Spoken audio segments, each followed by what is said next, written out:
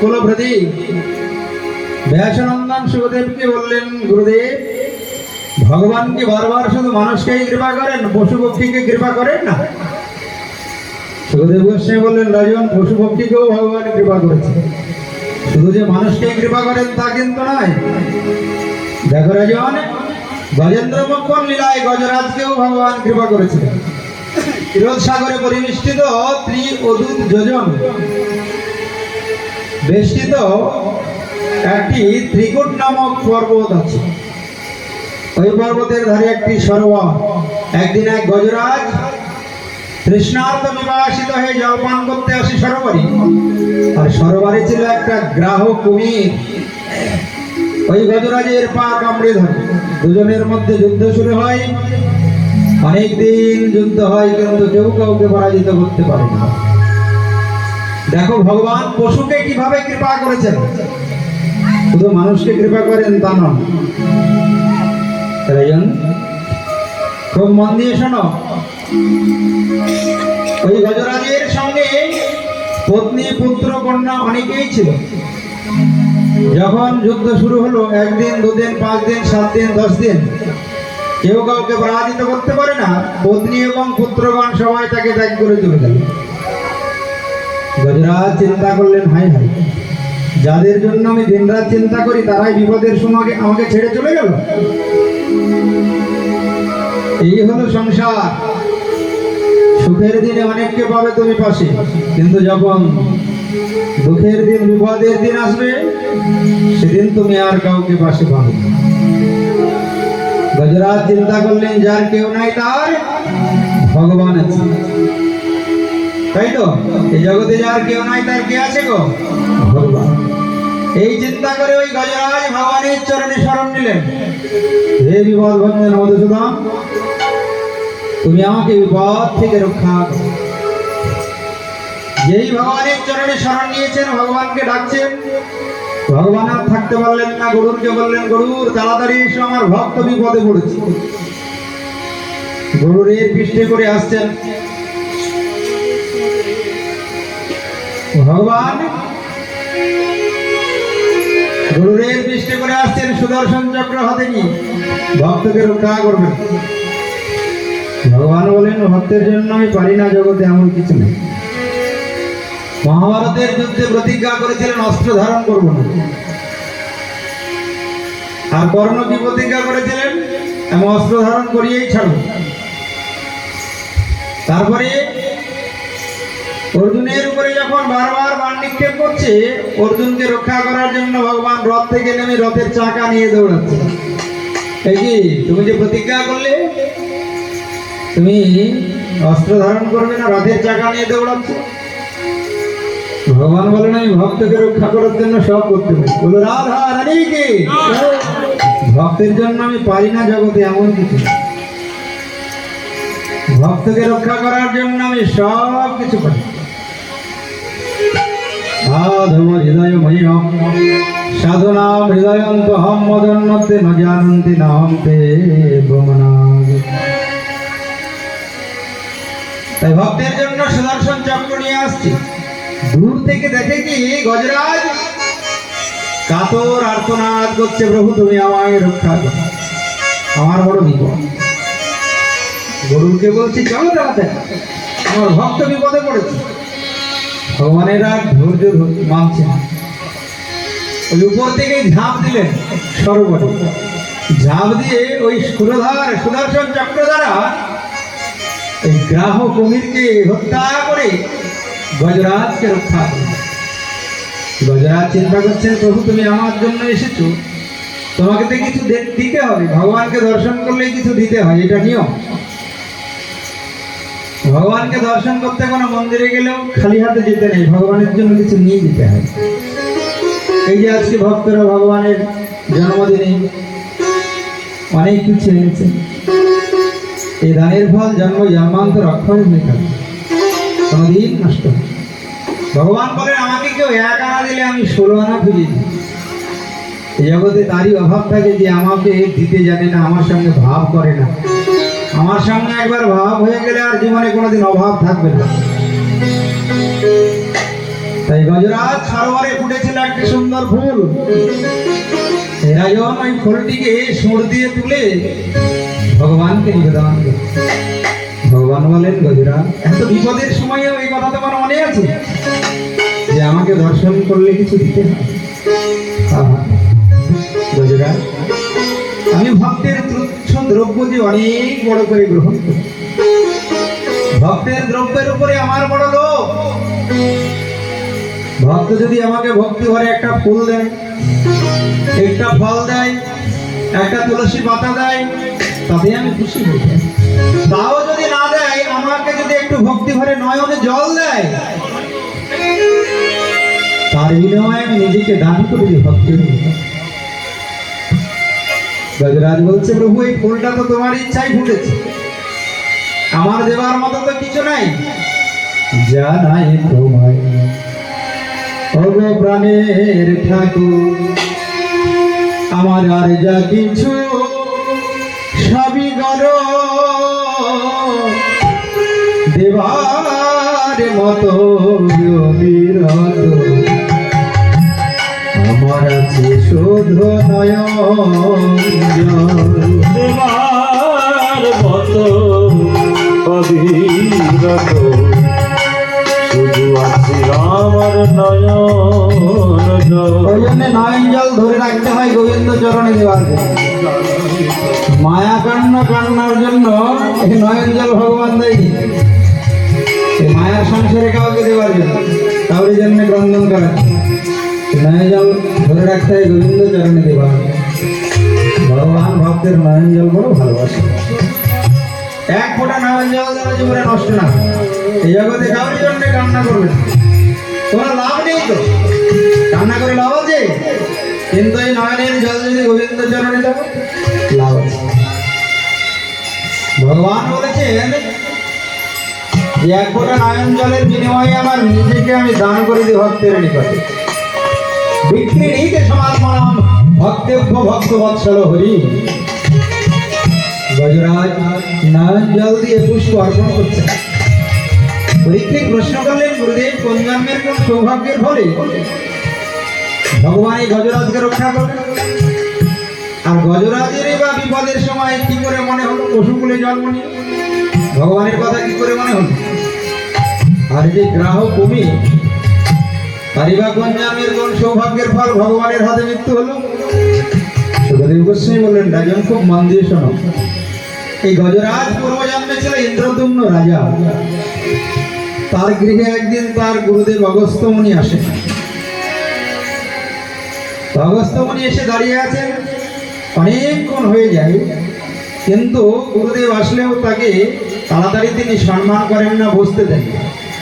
ভগবানের সামনে বসেছিলেন ইন্দ্রদুম্ন। শাস্ত্রে আছে, গুরু বৈষ্ণব গৃহে এলে ভগবানের সেবা ছেড়েও তার গুরুদেবকে আগে সম্মান করতে হবে। ক্রোধিত হয়ে অগস্ত্য মুনি অভিশাপ দিয়েছিলেন, ইন্দ্রদুম্ন, তুমি আমার সেবা না করে, আমাকে সম্মান না করে ভগবানের সামনে বসে উঠে যাও, তোমার হস্তিকুলে জন্ম হোক। গুরুদেবের অভিশাপে ওই ইন্দ্রদুম্ন গজরাজ। আর ওই কুমির গ্রাহ পূর্বজন্মে ছিল একটি গন্ধর্ব, স্বর্গের গন্ধর্ব। গন্ধর্ব কাকে বলে? যারা গান শোনায়, যারা সুন্দর গান গাইতে ভালোবাসে। এই জগতে যারা দেখবেন ভালো শিল্পী হয়, ভালো গান গায়, সবাই গন্ধর্ব লোক থেকে আসে। গন্ধর্ব লোক থেকে মানব জন্ম লাভ করে, ওই জন্য তারা সুন্দর গান গাইতে পারে। আর যারা গন্ধর্ব লোক থেকে আসেনি, অসুর লোক থেকে এসেছে, তাদের দেখবেন কোনো সুর নেই, তাদের কোনো সুর নেই। না কথায় মিষ্টতা আছে, না গলায় সুরে মিষ্টতা আছে, না তাল আছে, না ছন্দ আছে। তখনই জানবে অসুর লোক থেকে। তাল ছন্দ সুর কিছু থাকবে না তাদের। ওই জন্যই যারা গন্ধর্ব লোক থেকে আসে জগতে, তারা বড় শিল্পী হয়, ভালো গান গাইতে পারে। তাই গ্রাহক কুমির পূর্বজন্মে স্বর্গের গন্ধর্ব ছিলেন। স্বর্গের যে নদী মন্দাকিনী, আমাদের এই মর্তভূমিতে যে সুরধনী গঙ্গা, তার নাম স্বর্গে মন্দাকিনী। মন্দাকিনীর জলে দেব ঋষি নামে এক ঋষি দাঁড়িয়ে থেকে ভগবানের নাম জপ করছিলেন। আর এই গন্ধর্ব কি করেছে, জলে ডুব দিয়ে গিয়ে ওই ঋষির পা জড়িয়ে দেবে বিদূষণ হাঁস পরিহাসের জন্য। আর ওই ঋষি, দেবল ঋষি অভিশাপ দিয়েছেন, যাও তুমি জলের তলায় ডুব দিয়ে আমাকে পা জড়িয়ে ধরলে তোমার গ্রাহকুলে জন্ম হোক। ঋষির অভিশাপে এই কুমির হয়ে জন্ম নিয়েছে। কিন্তু রাজন দেখো, ভগবান তাকে বধ করলেন কেন? সে তো যাত্রার চরণ ধরেনি, ধরেছে ঋষি মুনির চরণ, বৈষ্ণবের চরণ, ভক্তের চরণ। ভক্তের চরণ ধরলে সে ভগবানকে পাবেই পাবে। বলো ভক্তবৎসল ভগবান কি। যাত্রার চরণ ধরলে কিন্তু হবে না, ধরতে হবে ভক্তের চরণ, বৈষ্ণবের চরণ, সাধুর চরণ, গুরুদেবের চরণ। তাহলে পরে তো ভগবানকে পাবেই। একবার ভগবানের প্রিয় ভক্ত দুর্বাসা, তিনি চিন্তা করলেন যাই বৈকুণ্ঠে, বৈকুণ্ঠে গিয়ে একটু ভগবান শ্রীমান নারায়ণকে দর্শন করে আসে। যেই বৈকুণ্ঠে গিয়ে নারায়ণের জয়ধ্বনি করেছেন, সঙ্গে সঙ্গে বৈকুণ্ঠনাথ তার গলা থেকে প্রসাদী মালা খুলে দিয়ে দিলেন। গলা থেকে সুন্দর ফুলের মালা খুলে দুর্বাসার গলায় গড়িয়ে দিলেন। দুর্বাসা চিন্তা করছে, ভগবানের প্রসাদী মালা, অহভাগ্য, অনেক ভাগ্যে লাভ। হঠাৎ পথের মাঝে দেবরাজ ইন্দ্রের সঙ্গে দেখা। দেবরাজ ইন্দ্রকে ওই মালাটা দুর্বাসা আবার গড়িয়ে দিলেন। দেবরাজ ইন্দ্র চিন্তা করছে, আমি স্বর্গের দেবতা, দেবতাদের রাজা, এই বাঁশি মালা। চিন্তা করে মালাটা গলা থেকে খুলে হাতির গলায় পরিয়ে দিই। আর হাতি ওই সুর দিয়ে মালাটা গলা থেকে খুলে নিজের পায়ের তলায় রেখেছে। যেই পায়ের তলায় রেখেছে, দূর থেকে ও দুর্বাসা থেকে অভিশাপ দিলেন, দেবরাজ ভগবানের প্রসাদী মালার অপমান করলে, অবজ্ঞা করলে, যা অভিশাপ দিলাম তুমি সর্বোচ্চত হবে। যেই দুর্বাসা অভিশাপ দিয়েছে, দত্তগুরু শুক্রাচার্য তাড়াতাড়ি অসুরদের সংবাদ দিলেন, যে অসুরগণ তাড়াতাড়ি স্বর্গ আক্রমণ করো, দুর্বাসা অভিশাপ দিয়েছে, তোমরা অনায়াসে জয়ী হয়ে যাবে। অসুররা আক্রমণ করেছে স্বর্গ, দেবতারা পরাজিত হয়ে গেল। স্বর্গ আক্রমণ করে দেবতাদেরকে পরাজিত করলেন অসুরগণ। দেবতাগণ এবার ভগবানের চরণে শরণ নিলেন, প্রভু আমরা কোথায় যাবো বলুন। ভগবান বলছেন, বারবার ওই আক্রমণ করবে অসুররা, আর তোমরা আমার চরণে শরণ নেবে। এক কাজ করো, তোমরা সমুদ্র মন্থন করো। সমুদ্র মন্থন করলে অমৃত উঠবে, অমৃত পান করলে তোমরা অমর হয়ে যাবে। কিন্তু দেবতাগণ, সমুদ্র মন্থন করতে হলে অসুরদের সঙ্গে সন্ধি করতে হবে। অসুরদের সঙ্গে সন্ধি না করলে তোমরা কখনোই সমুদ্র মন্থন করতে পারবে না। তাই অসুরদের সঙ্গে সন্ধি করে মন্দার পর্বতকে দণ্ড আর বাসুদেব কি নাগকে রজ্জু করে অসুর এবং দেবতাগণ মিলে সমুদ্র মন্থন শুরু হল। এই মন্দার পর্বতকে তারা তুলে আর নিয়ে আসতে পারে না। ভগবান পৃষ্ঠে করে, গরুরের পৃষ্ঠে করে মন্দার পর্বতকে সমুদ্রের জলে নিয়ে এলেন। যেই রেখেছেন অমনি ডুবে যায়। ভগবান কুর্মরূপ ধারণ করে পৃষ্ঠে ধারণ করলেন মন্দার পর্বত। বাসুকি নাগ হলো রজ্জু। শুরু হলো সমুদ্র মন্থন। সমুদ্র মন্থন কালে প্রথমে উঠলো কালকুট বিষ। রাজন, কালকুট বিষ যেই উঠেছে, দেবতারা বলে আমরা নেব না, অসুররা বলে আমরা নেব। কালকুট বিষ কে নেবে? কে কালকুট বিষ নেবে? কালকুট বিষ তো আর কেউ নিতে চায় না। তখন ভগবান ইঙ্গিত করলেন, ভোলানাথকে ডাকো।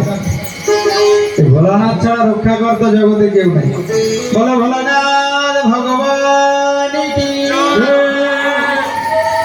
জগতে যদি সব চাইতে কেউ পর উপকারী থাকে, সে হলো ভোলানাথ ভগবান। আশুতোষ, তার মতো পর উপকারী জগতে আর কেউ নাই। জগতের জীবকে রক্ষা করার জন্য যিনি বিষ পান করেছিলেন, আর ওই বিষ পান করে হৃদয়ে ঢোক গেলেননি, কেন হৃদয়ে ভগবান আছে, তাই তিনি কণ্ঠে ধারণ করেছিলেন।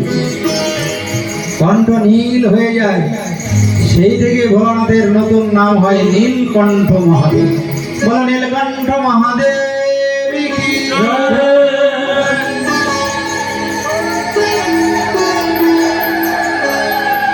তাই ভোলানাথ জগতের সবচাইতে বড় বৈষ্ণব,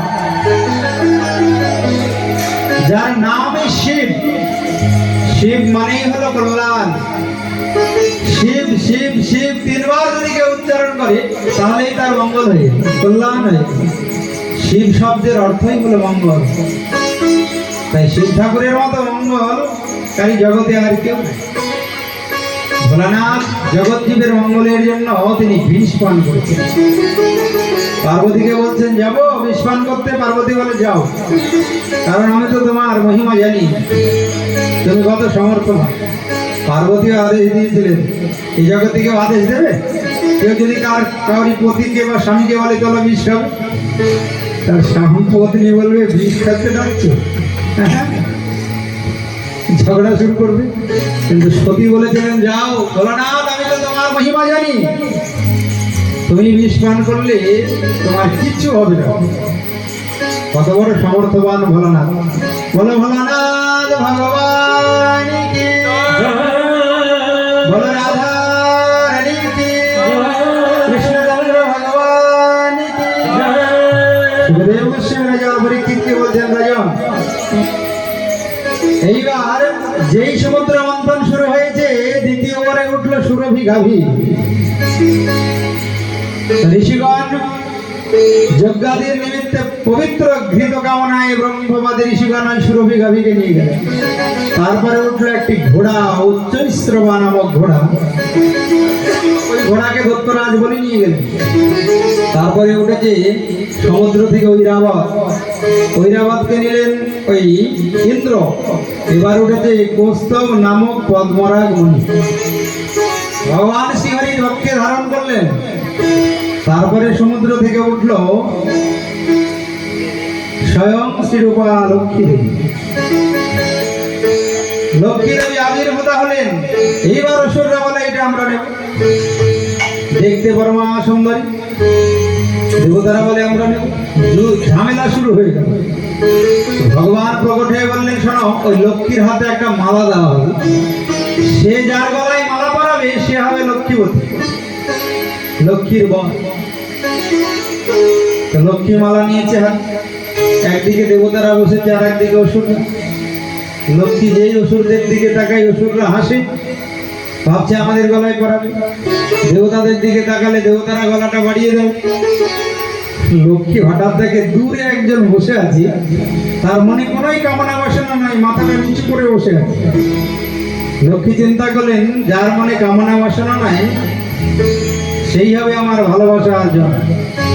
এই জগতে দেখবেন যাদের খুব কামনা বাসনা তারা খুব ধনী বড় লোক হতে পারে না, কারণ লক্ষ্মী তাদেরকে কৃপা করে। আর যারা লক্ষ্মীপতি ভগবানের চিন্তায় ডুবে আছে, বিষয় বাসনা হৃদয়ে নাই, তাদের কাছে লক্ষ্মী প্রসন্ন হয়, অনেক ধন সম্পত্তি তাদের পরিপূর্ণ হয়ে যায়, জীবন অনেক কিছু লাভ হয়। কিন্তু শুধু চাই চাই চাই, এটা চাই ওটা চাই ওটা চাই, কামনা বাসনা যাদের হৃদয়, লক্ষ্মী তাদের দিকে ফিরেও চাই না। বলো রাধা রানী কি। তাই লক্ষ্মীপতি নারায়ণ মাথা নিচু করে বসে আছে। লক্ষ্মী চিন্তা করলেন ওই ব্যক্তিটা আমার যোগ্য, কেন আমার দিকে তাকায় না, গলাটাও বাড়িয়ে দেয় না। লক্ষ্মী সোজা গিয়ে নারায়ণের গলায় মালা পরিয়েছে। বলো লক্ষ্মী নারায়ণ ভগবান কি। লক্ষ্মী নারায়ণের সঙ্গে বিবাহ হলো রাজন। এইবার অসুররাও পেল না, দেবতাগণও পেল না, বলে চলো ভাই আবার সমুদ্র মন্থন শুরু করি। এইবার যেই সমুদ্র মন্থন শুরু হয়েছে, সঙ্গে সঙ্গে হঠাৎ অত্যাশ্চর্য রূপ ধারণ করে এক পুরুষ ধন্বন্তরী আবির্ভূত হলেন, হাতে অমৃতের কলসী। অমৃতের কলস নিয়ে যে আবির্ভূত হলেন, সঙ্গে সঙ্গে অসুররা জোর করে ওই অমৃতের কলস নিয়ে চলে যাচ্ছে। দেবতারা চিন্তা করলেন সর্বনাশ হয়ে গেল। এইবার যে অসুররা যদি অমৃত পান করে ফেলে তারা তো অমর হয়ে যাবে, আমরা আর কোনোদিনও স্বর্গ ফিরে পাবো না। ভগবানের শরণ নিলেন। ভগবান বললেন কোনো চিন্তা করবে না, যতই অমৃতের কলসি নিয়ে যাক না কেন, আমার ইচ্ছা ছাড়া এক ফোঁটাও খেতে পারবে না। আপন ইচ্ছায় জীব কোটি বাঞ্ছা করে, কৃষ্ণের ইচ্ছা বিনা ফল নাহি ধরে। যার যতই টাকা থাক, আমার ইচ্ছা ছাড়া ওই টাকা পয়সা ভোগে লাগাতে পারবে না। খুব ধনী, এমন রোগ দিয়ে দিয়েছে ভগবান, আর ইচ্ছা থাকলেও খেতে পারে না। মিষ্টির দোকানের ধার দিয়ে যায়, তাকিয়ে দেখে কত সুন্দর মিষ্টি, ওদেরকে ডাক্তার নিষেধ করে দিয়েছে, এটা খাবে না, ওটা খাবে না, ওটা খাবে না। পয়সা আছে অনেক, কিন্তু খাওয়ার সামর্থ্য নেই। তাই ভগবানের ইচ্ছা ছাড়া কিছু হয় না জগতে। যতই ধন সম্পদ থাক না কেন, ভোগে লাগাতে পারবে না যদি ভগবানের ইচ্ছা না হয়। সঙ্গে সঙ্গে ভগবান শরণাগত দেবতাগণকে রক্ষা করার জন্য স্ত্রী মূর্তি ধারণ করলেন। তার নাম হলো মোহিনী। বলো মোহিনী ভগবান কি। অত্যাচার্য স্ত্রী মূর্তি ধারণ করলে তাকে দেখে দৈত্যপতিগণের চিত্তে কামভাব উদ্দীপিত হল। অসুররা বাবা, অসুররা তাকিয়ে দেখে বাবা, তো লক্ষ্মীর চাইতেও সুন্দরী। লক্ষ্মী আর কতটুকু সুন্দরী, ভগবানের তো সব সুন্দর। আর ভগবান ত্রিমূর্তি ধারণ করেছেন, মোহিনী রূপ ধারণ করেছেন। অসুররা বলে আমরা এটাকে নেবই। ভগবান নিকটে এসে বলেন, এই তোমরা ঝামেলা করছো কেন? অসুররা বলে, দেবী তোমার পরিচয়টি আগে দাও, তুমি কে? ভগবান বললেন, আমার পরিচয় দেবো আগে, অমৃতের কলসটা আমায় দিও। যেই বলেছে অমৃতের কলস দিয়ে দাও, অসুররা বলে, বাহ দেবী তুমি এত সুন্দরী, আরে তোমার হাতে অমৃত পান করবো, এর চাইতে বড় ভাগ্য আর কি হতে পারে। এই নাও। এটা হলো অসুরের বুদ্ধি। অসুররা সঙ্গে সঙ্গে অমৃতের কলস ওই মোহিনী ভগবানকে দিয়ে দিলেন। ভগবান বললেন, দেখো এই সমুদ্র মন্থন কিন্তু শুধু তোমরা করনি, দেবতারাও করেছে। বলে হ্যাঁ, তাহলে দেবতাদেরকে অমৃত দান করা উচিত। অসুররা বলে, কি বাবা, এ তো দেখতে সুন্দরী, এবার বুদ্ধিটাও ভালো, এ তো ধর্মের কথা বলছে, তাহলে একে অবশ্যই বিশ্বাস করা যায়। ভগবান মোহিনী বললেন, তোমরা দুই দিকে লাইন দিয়ে বসো, আমি নিজে হাতে অমৃত পান করাবো। এইবার ভগবান নিত্যের ভঙ্গিতে অমৃত পান করাচ্ছে। নিত্যের ভঙ্গিতে অমৃত পান করাচ্ছেন ভগবান মোহিনী। বলো মোহিনী ভগবান কি।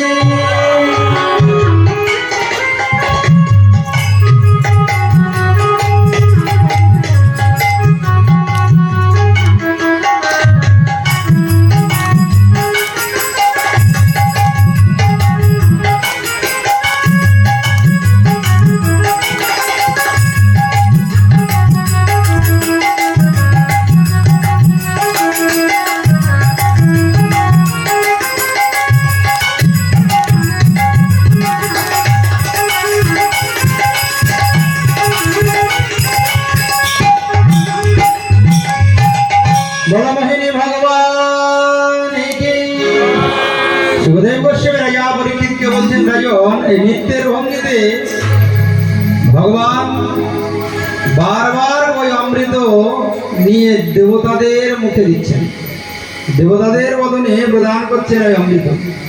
অসুররা চিন্তা করছে প্রথমে দেবতাদেরকে দিক না, পরে ভালো ভালো গুলো আমাদের দেবে। প্রথমে দেবতাদের গায়ে দিক। চুপ করে বসে আছে, কোনো প্রতিবাদ নেই। কিন্তু কিছুক্ষণ পরে দেখে অমৃতের কলস পুরো উল্টো হয়ে গেছে। কেমন হলো? আমাদের তো আর দিল না। সঙ্গে সঙ্গে সারভানু নামে এক অসুর ছুটে গিয়ে দেবতাদের রূপ ধারণ করে দেবতাদের লাইনে বসে। ভগবান নৃত্য করতে করতে ওই সারভানু অসুরের মুখেও দিয়ে দিয়েছে অমৃত। সঙ্গে সঙ্গে সূর্য আর চন্দ্র বলছেন, প্রভু এ কি করলেন? আরে এ তো অসুর। সঙ্গে সঙ্গে ক্রোধার সুদর্শন চক্র দ্বারা ওই সারভানুর মস্তক ছেদন করলেন ভগবান। উপরটা হলো রাহু, নিচটা হলো কেতু। সারভানু অসুর বললেন, সূর্যচন্দ্র আমি তোমাদের গ্রাস করব, তোমার জন্য অমৃত পান থেকে বঞ্চিত হলাম, ওই জন্য সূর্য গ্রহণ আর চন্দ্র গ্রহণ হয় না। এখন দেবতাগণ অমৃত পান করলেন, করে অমর হয়ে গেলেন। দেবতাদের আবার অভিমান হয়ে গেল স্বর্গ ফিরে গিয়ে। আর ওদিকে দত্তগুরু শুক্রাচার্য মৃত সঞ্জীবনী মন্ত্র দ্বারা অসুরদেরকে জীবিত করলেন। কেন অমৃত পান করে যে যুদ্ধ শুরু হয়েছে, দেবতারা জয়ী হয়ে গেল আর অসুরদেরকে পরাজিত করলো দেবতারা। মৃত সঞ্জীবনী মন্ত্র দ্বারা শুক্রাচার্য অসুরদেরকে জীবিত করে বললেন, চলো যাই যজ্ঞ করি। যজ্ঞ করলে ব্রাহ্মণরা যদি আবার সন্তুষ্ট হয়ে আশীর্বাদ করেন, তোমরা আবার বলবান হয়ে যাবে। নর্মদার তটে দত্তগুরু শুক্রাচার্য অসুরদের নিয়ে গিয়ে যজ্ঞ আরম্ভ করলেন। যজ্ঞের যজমান হলেন বলি মহারাজ। এদিকে অদিতি মাতা, দেবমাতা অদিতি ভগবানের কাছে গিয়ে বললেন, হে প্রভু, আবার ওই যে যজ্ঞ করছে অসুররা, আবার বলবান হয়ে যাবে, আবার আক্রমণ করবে, তাহলে এইভাবে কি বারবার আমার সন্তানগণ পরাজিত হবেন? আপনি এর একটি কোনো উপায় অবলম্বন করুন। ভগবান তখন ফাল্গুন মাসের দ্বাদশী তিথিতে রোহিণী নক্ষত্রে ওই মাতা অদিতির পুত্র হয়ে জন্ম নিলেন। নাম হলো বামন ভগবান। বলো বামন ভগবান কি। দেখুন, বামন অবতার নিলেন ভগবান ওই দেবতাদেরকে রক্ষা করার জন্য। বামন অবতার নিয়ে তিনি সোজা চলে গেলেন যেখানে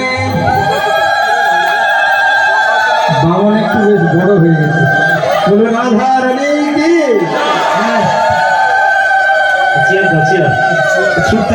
আরে দৌড়াবে নাকি? বামনটা বেশ বড় হয়েছে। বলো বামন ভগবান কি।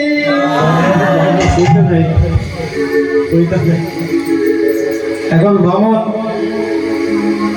অবতার নিয়ে ভগবান সোজা চলে গেলেন বলির যজ্ঞস্থলীতে। গিয়ে বলছেন, বলি আমাকে একটু দান দাও। বলি দেখে এ আবার বটু ব্রাহ্মণ কোথা থেকে এলো দান চাই। এই যে ব্রাহ্মণ, তুমি জানো আমি কত বড় দানি, আমি যাকে একবার দান করি তার 7 পুরুষ বসে খাই। কি দান চাও বলো? বলে আমাকে ত্রিপাদ ভূমি দান করো। ভগবান ত্রিপাদ ভূমি চাইছেন বলির কাছে। হঠাৎ দত্তগুরু শুক্রাচার্য ভালো করে লক্ষ্য করে দেখে, এ তো বামন নয়, ভিখারি নয়, এ তো সাধারণ ভিখারি নয়, এ তো সাক্ষাৎ ভগবান। বলির সর্বস্ব হরণ করার জন্য এসেছে। বলিকে বলছেন, বলি তুমি একদম দান দেওয়ার জন্য সংকল্প করবে না। সাধারণ কিন্তু এ ভিখারি নয়, ব্রাহ্মণ নয়, স্বয়ং ভগবান এসেছে তোমার দ্বারে ভিক্ষা চাইতে। একদম সংকল্প করবে না। আর ওদিকে ওই ব্রাহ্মণ বলছেন, দেখো হাতে জল নিয়ে সংকল্প করতে হবে, তবে দান হবে। হাতে জল নিয়ে যতক্ষণ না সংকল্প করবে ততক্ষণ দান হবে। সম্পূর্ণ দান তখনই হয় যখন কেউ হাতে জল নিয়ে সংকল্প করে, তখনই তার সম্পূর্ণ দান হয়।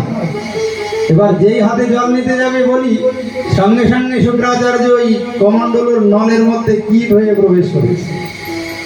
জল পড়ে না। বলি বলছে, তোমার কাছে তো কুশাসন আছে, ওটা দিয়ে পরিষ্কার করো। যেই পরিষ্কার করতে যাবে সঙ্গে সঙ্গে তার একটা চোখ অন্ধ হয়ে যায়। শুক্রাচার্য বলছেন, তুমি আমাকে অন্ধ করলে কেন? বলে, তুমি দান দিতে করেছো মানা, ওই জন্য আমি তোমাকে করেছি কানা। এই জগতে কেউ যদি আমার সেবায়, ভক্ত সেবায়, মন্দির নির্মাণে দান দিতে নিষেধ করে, পরের জন্মে তাকে কানা হয়ে জন্ম নিতে হয়। বলো রাধা রানী কি। আর কেউ যদি আমার সেবায়, ভক্ত সেবায় দান করতে উৎসাহ দেয়, তাহলে সে আমার একান্ত নিজে জন। আমাকে 1 আনা দান করলে আমি 16 আনা ফিরিয়ে দিই। আমি কোনোদিন ঋণী থাকি না। আমার মন্দির নির্মাণে, গৃহ নির্মাণে কেউ যদি দান করে, তার জন্য গোলক বৃন্দাবনে আমি সুন্দর গৃহ নির্মাণ করে রাখি। ওই জন্যে দানের বড় মহিমা। ভগবানকে যদি কেউ দান করতে পারে, তাই আমাদের যে একটা মন্দির তৈরি হচ্ছে সোনারপুর রাজপুরে, সব ভক্ত এবং বৈষ্ণবদের সেবা আনুকূল্যে এখানে অনেকে দান করেছে। ভগবান বলেন আমার মন্দির নির্মাণে দান করলে তার জন্য আমি সুন্দর গৃহ নির্মাণ করে রাখি গোলক বৃন্দাবন। মন্দির নির্মাণ কার্য চলছে, যারা দান করতে চান মুক্ত হস্তে দান করবেন। এ দানের ফল জন্ম জন্মান্তর অক্ষয় হয়ে থাকবে। যতদিন ওই মন্দিরে ভগবানের সেবা হবে ততদিন ওই নবচড়ার মন্দিরে যে ভগবানের সেবা হবে 100, 200, 300, 500 বছর, তত বছর ধরে সুকৃতিপূর্ণ বাড়তে থাকবে। দানের ফল কখনো নষ্ট হয় না। ভগবান বলেন 1 আনা দিলে আমি তাকে 16 আনা ফিরিয়ে দেব।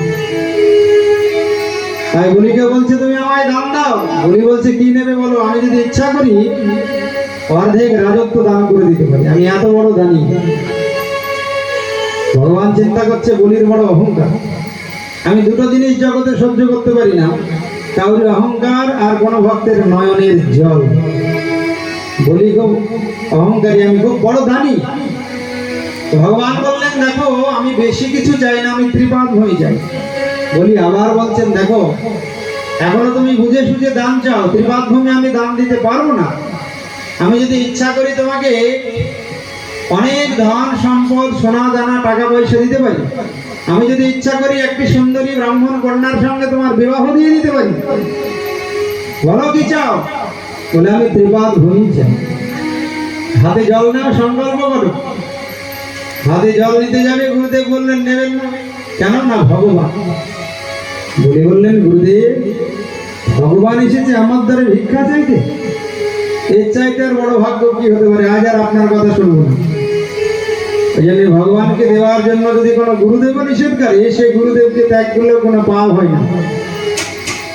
ভগবানের জন্য সব ত্যাগ করা যায়, কোনো পাপ হবে না। ভগবানের জন্য পিতাকে ত্যাগ করেছিলেন প্রহ্লাদ, ভগবানের জন্য মাকেও ত্যাগ করেছিলেন ভরত, ভগবানের জন্য ভাইকে ত্যাগ করেছেন বিভীষণ, ভগবানের জন্য গুরুকে ত্যাগ করেছেন এই বলি, ভগবানের জন্য স্বামীকেও ত্যাগ করেছেন এই বৃন্দাবনের ভোজগোপী। কোনো পাপ হয়েছে? কোনো পাপ হয় না। মন্নিমিত্ত কৃতম পাপম ন দোষায় কল্পতে। আমার জন্য যদি কেউ পাপ কর্ম করে তাতে কোনো দোষ হবে না। তাওরি গাছে ফুল ফুটে আছে, তুমি না বলে ফুল তুলে এনে যদি গোবিন্দ চরণে দাও, চুরি করা হলো, পাপ হলো, দোষ হবে না। যেহেতু ফুলটা তুমি ভগবানের জন্য এনেছো, কিন্তু ওই ফুল তুলে এনে মালা করে নিজে পড়লে পাপ হয়ে যাবে। বলে রাধা রানী কি? ওই জন্য ভগবান বলেন গুরুকে ত্যাগ করলেও পাপ হবে না যদি আমার জন্য তুমি ত্যাগ করো। গুরুদেবের কথা শুনলেন না, বলি বললেন আমার দ্বারা এসেছে ভগবান, আজকে আমি গঙ্গা জল দিয়ে গঙ্গা পূজা করব। যার জিনিস তাকেই দান করে জনম ধন্য করে আমি জগৎ থেকে বিদায় দেব। আমি কার জিনিস কাকে দেব? জগতে আসার সময় আমি কি এনেছিলাম, যাওয়ার সময় আমি কি নিয়ে যাব? কিছু যাবে? তাহলে যার জিনিস তাকে দান করলে আমার জনমটা ধন্য হয়ে যাবে। বলি বলছেন ত্রিপাদ হয়ে তুমি মেপে নাও, এত ছোট দান আমি করতে পারবো না। আমি সংকল্প নিয়েছি দান দেব, দান তুমি নিজে মেপে নাও। ভগবান প্রথম চরণে একদম সত্যলোক ব্রহ্মলোক পর্যন্ত অধিকার করলেন। ভূর ভুবস্ব মহাজনতপ সত্যলোক। প্রথম চরণে বামন ভগবানকে একটা মালা পরাতে হবে। একটা মালা পরিয়ে দেব। প্রথম চরণে সত্যলোক পর্যন্ত অধিকার করলেন।